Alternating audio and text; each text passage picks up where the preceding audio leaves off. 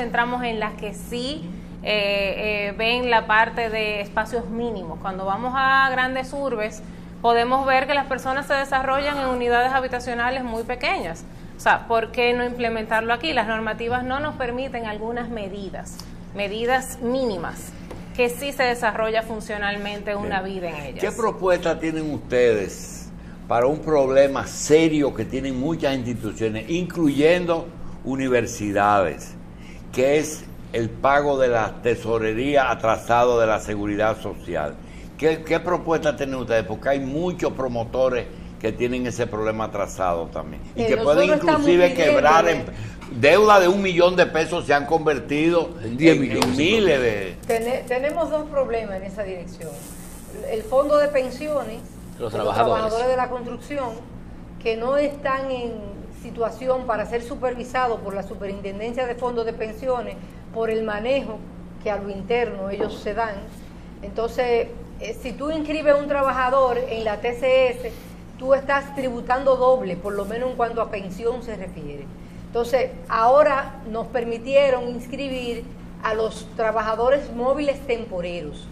Tenemos que inscribirlo inmediatamente el mismo día que lleguen, porque si a la hora se accidentó, ya la responsabilidad es nuestra. O sea, el mismo día que lleguen, aunque ese trabajador no sabemos si nos va a durar 2 días, o 3 días, o 4 días, tenemos que inscribirlo de inmediato. Nosotros estamos buscando una solución para los trabajadores migrantes que tenga que ver con el tema de salud y riesgos laborales. En ese sentido, junto con Copardón, estamos, y el licenciado Fermín Acosta, que es quien lo preside, estamos tratando de buscar un bajadero para poder atender en materia de salud y riesgos laborales a esos trabajadores móviles temporeros. El tema de la población migrante, del trabajador migrante, se repite en todos los países, no es solamente en el nuestro. En México, los mexicanos trabajan en Estados Unidos, los de Guatemala trabajan en México, los dominicanos se van a Puerto Rico. No es solamente por el tema de salario, porque uno de los salarios sectoriales mejores es el del sector de la construcción. Nosotros tenemos más dominicanos en terminaciones, en instalación de puertas, de ventanas, de paneles, más en terminaciones que en la obra gris, que en la obra, como nosotros le llamamos, la obra más fuerte, la más dura. Ahí no tenemos prácticamente dominicanos. En albañilería ya no hay dominicanos, porque ellos fueron emigrando a otros sectores y la albañilería se lo fueron dejando a la mano de obra haitiana. ¿Qué pasa? Nosotros estamos trabajando con el Infotep a los fines de capacitar mano de obra dominicana en el área de albañilería, de plomería y de otras ramas que hay menos dominicanos, electricidad, que hay menos dominicanos trabajando en ella, y también el acero. El trabajo del acero también es un trabajo fuerte. El dominicano ese trabajo no lo quiere. Puede entrar 2 días y a los 2 días se te retira y se va y dice que no va a trabajar bajo el sol.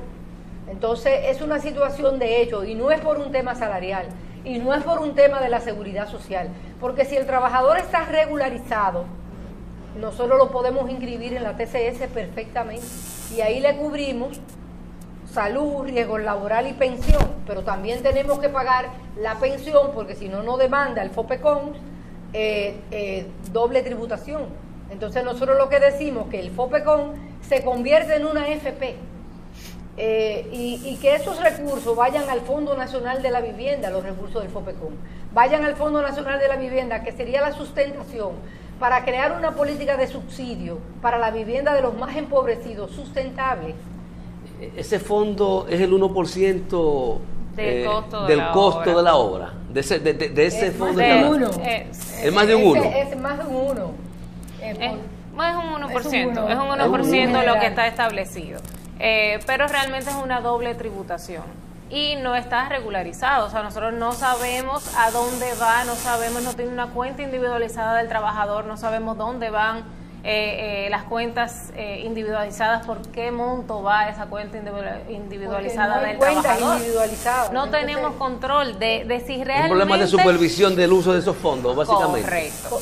Supervisión y modificación.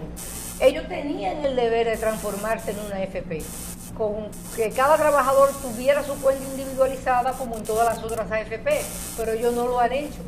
Ellos no lo han hecho porque maneja el fondo de pensión un grupo de sindicatos que realmente no le interesa que ese fondo de pensión se convierta en una AFP.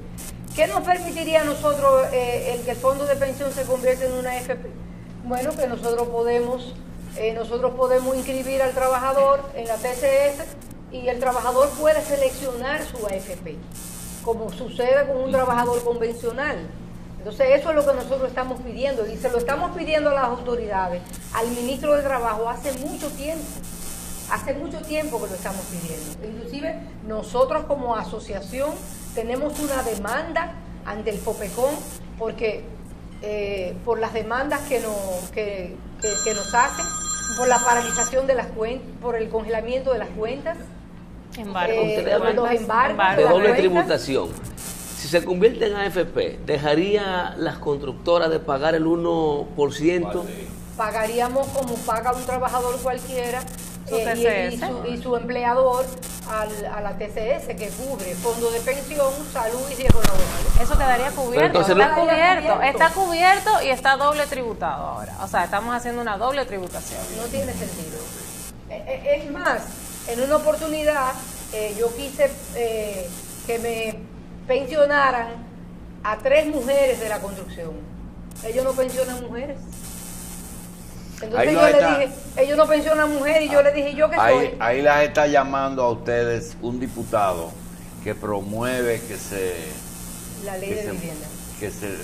Con el Protecon, y que ustedes no le han dado seguimiento a eso, que lo llamen, que él está dispuesto a seguir ayudando. Es Ricardo Contreras. Ay, cómo no, sí. Con mucho gusto lo llamamos. Le vamos a contactar. Que él ha trabajado en eso.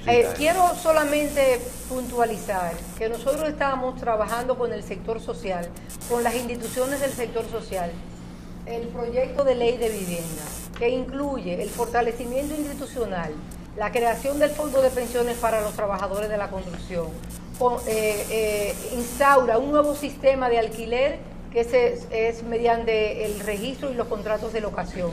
Y además incluye otros aspectos fundamentales. Y sobre todo el alquiler de la vivienda social, el usufructo de la vivienda social, el alquiler de la vivienda social y la vivienda social en propiedad, que es diferente a la vivienda. Pero obviamente que el tratamiento que reciben esos ladronazos es diferente. No me digan lo que dijo Alvarito, que todo el mundo sabe que Alvarito es una persona en extremo corrompida. Yo no soy juez de nadie, yo no juzgo a nadie. Yo insisto en que yo no tengo que decir que lo que hace una persona es buena o mala. Ustedes oyen a quien ustedes quieren oír. Usted quiere ir a periodistas que usted sabe que están comprados. Y aquí hay periodistas comprados por el gobierno y por la oposición. No es lo mismo ser militante que cobrar por decir una cosa. Lo que es ilegítimo, lo que es bastardo, lo que es corrupción, es cobrar por hablar. Buenos días, Juan Melo. Eso es lo que es corrupción, es cobrar por hablar. Si usted no cobra por hablar, usted puede defender lo que usted quiera. Es más, le voy a poner un ejemplo. El año pasado, el gobierno de Danilo Medina gastó, sin la publicidad de la campaña, 6.000 millones de pesos en pagarle a la bocina, a ese grupo de bocinas que tiene. Si usted calcula que gastó 6.000 millones de pesos en pagarle a la bocina, en esa publicidad, a esa estructura de medios de comunicación corrompido que tiene el PLD, que eso fue lo que gastó, y ve que solamente este aumento significa 5.432 millones de pesos, usted se da cuenta cómo es que nos roban. Porque lo de pagarle un año entero a bocina en el país entero, porque son como 3.000 programeros y periodistas corrompidos, eso se reúne nada más con un aumentico de 2 semanas en el precio de la gasolina, señores. Oigan cómo es y uno con los brazos así, porque eso es como arriba la mano. Pero obviamente que el tratamiento que reciben esos ladronazos es diferente. No me digan lo que dijo Alvarito, que todo el mundo sabe que Alvarito es una persona en extremo corrompida. Yo no soy juez de nadie, yo no juzgo a nadie. Yo insisto en que yo no tengo que decir que lo que hace una persona es buena o mala. Ustedes oyen a quien ustedes quieren oír. Usted quiere ir a periodistas que usted sabe que están comprados. Y aquí hay periodistas comprados por el gobierno y por la oposición. No es lo mismo ser militante que cobrar por decir una cosa. Lo que es ilegítimo, lo que es bastardo, lo que es corrupción, es cobrar por hablar. Buenos días, Juan Melo. Eso es lo que es corrupción, es cobrar por hablar. Si usted no cobra por hablar, usted puede defender lo que usted quiera. Es más, le voy a poner un ejemplo. El año pasado, el gobierno de Danilo Medina gastó, sin la publicidad de la campaña, 6.000 millones de pesos en pagarle a la bocina, a ese grupo de bocina que tiene. Si usted calcula que gastó 6.000 millones de pesos en pagarle a la bocina, en esa publicidad, a esa estructura de medios de comunicación corrompido que tiene el PLD, que eso fue lo que gastó, y ve que solamente este aumento significa 5.432 millones de pesos, usted se da cuenta cómo es que nos roban. Porque lo de pagarle un año entero a bocina en el país entero, porque son como 3.000 programeros y periodistas corrompidos,